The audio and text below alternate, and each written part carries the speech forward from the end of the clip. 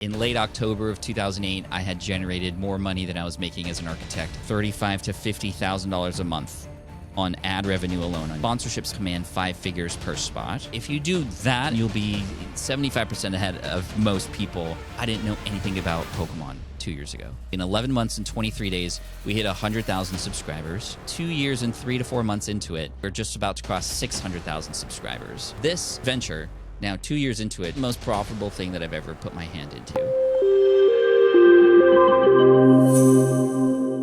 Today, we're joined by Pat Flynn with Smart Passive Income. Wouldn't it be great if you could generate money on autopilot? Well, that's what we call passive income. Pat, welcome on board. It's great to be back after a decade. We were just talking about this.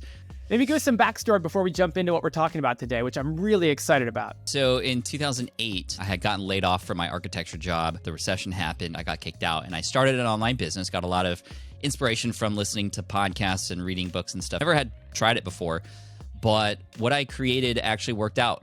A very specific exam in the architecture space called the LEED exam. I built a website for that to help people pass that exam. And in late October of 2008, I had generated more money than I was making as an architect that I had spent years leading up to. And I was like, wow. And eventually ended up creating a website called smartpassiveincome.com that a lot of people know about now. And that is where I just basically shared everything that I was working on, from a security guard training website to building iPhone apps to starting a food truck website to then building software.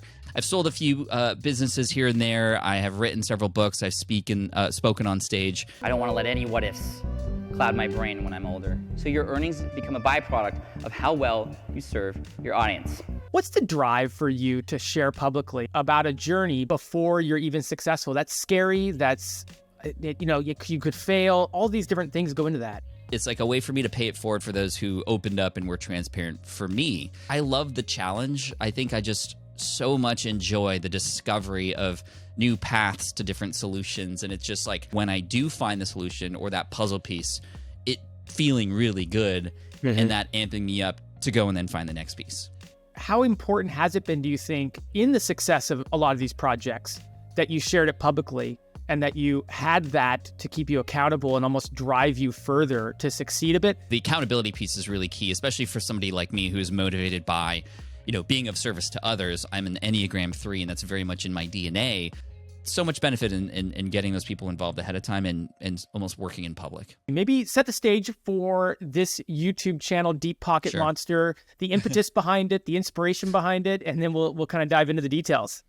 So I started on YouTube back in 2009, actually, with my Pat Flynn channel. In 2020, of course, the pandemic happened. Everybody was sitting at home, and the collectibles world just exploded. Everything from Pokemon to sports cards. Actually, my kids were into Pokemon first and got me into it. I had no idea that I was going to start a Pokemon channel. It was just, I was sucked into this world.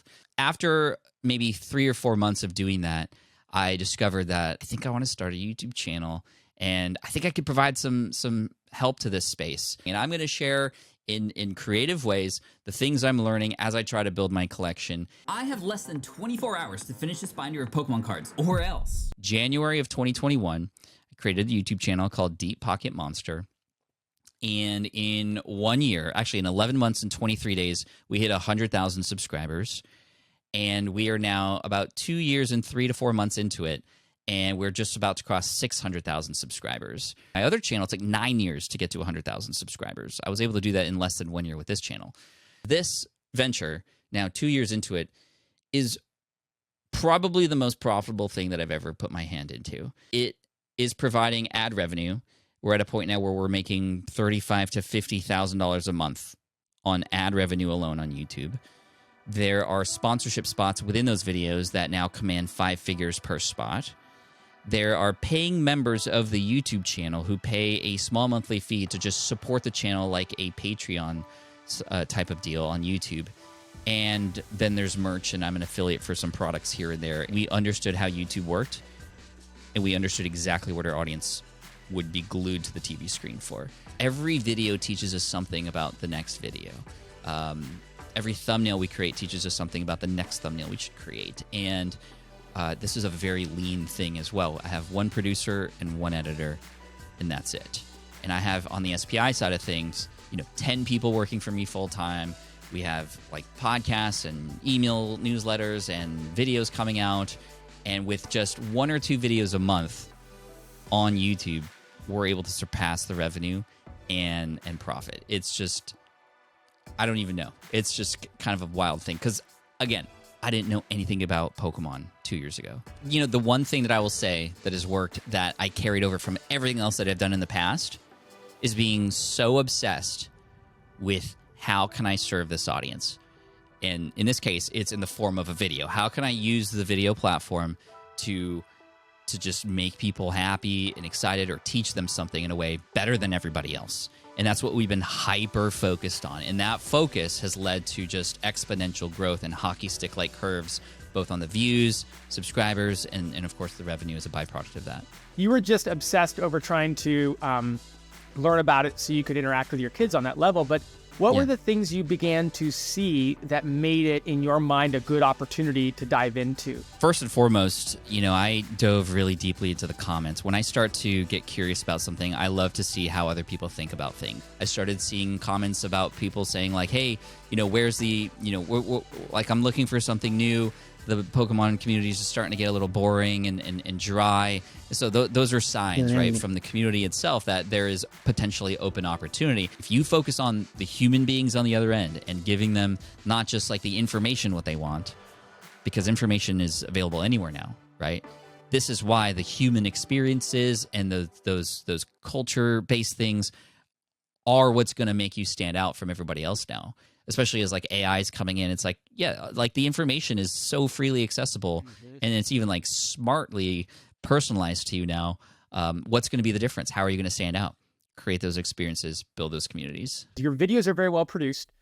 And I know that's overwhelming for a lot of people to think about how much production does my video need? I don't have those skill sets. How much of the value that you've gotten in terms of subscribers and engagement and community is from that production value? And how important do people need to kind of think about that as they're relating to, or as they're starting to engage in a YouTube channel for themselves? Production just enhances the story. And if you have a great story, you need very little extra things to still make it worthwhile to watch. Are you really planning out the story, and do you recommend that? Or is it really more what you said, where it's spend the time thinking about the title, which drives the content, and then get into it and make sure it's captivating and make sure to use hooks and make sure to be diligent about how you film it? On Deep Pocket Monster, we do script it quite a bit, but a lot of the things are scripted after it's filmed because we don't know what's going to happen exactly. I don't know what's in that box. I don't know what cards there are. If the story is worth clicking on and the outcome is worth waiting for, then you just fill in the gaps in a way that would be interesting to you, and you just tell that story. Let's just get into the metrics and talk about some of the metrics and some of the things, some of the insights you have. YouTube is probably the best platform when it comes to delivering metrics for us for anything that you can create online. If there were only 2 things to look at, it's that, and that's the click and stick strategy, right? Click-through rate for people who are, you know, whether or not they want to watch this or not, and then once they do want to watch it, are they sticking around? The click and then the stick. I would definitely look at your retention graph as well.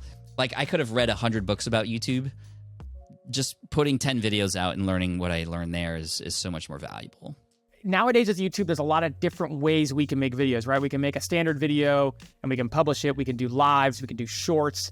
How does all this play into a strategy? And is it important to consider all the different, we'll call them mediums on YouTube when you're constructing a strategy? YouTube is apparently very much in favor of the multi-format creator. If you had to choose one, I would still continue to do long-form video.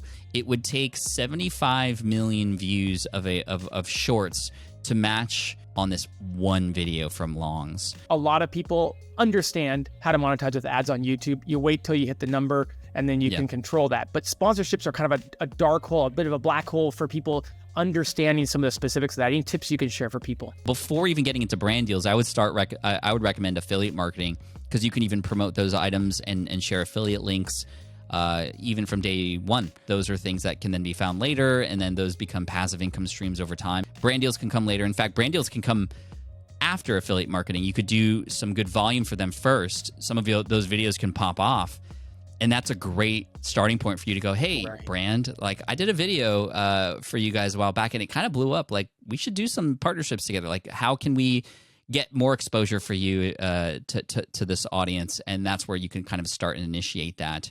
Thanks so much for coming on. Thanks so much for your sharing, and continued success for not only your YouTube channel, but everything you're doing. You're such an inspiration for all of us, and we appreciate you stopping by and sharing. Thank you so much. I appreciate you.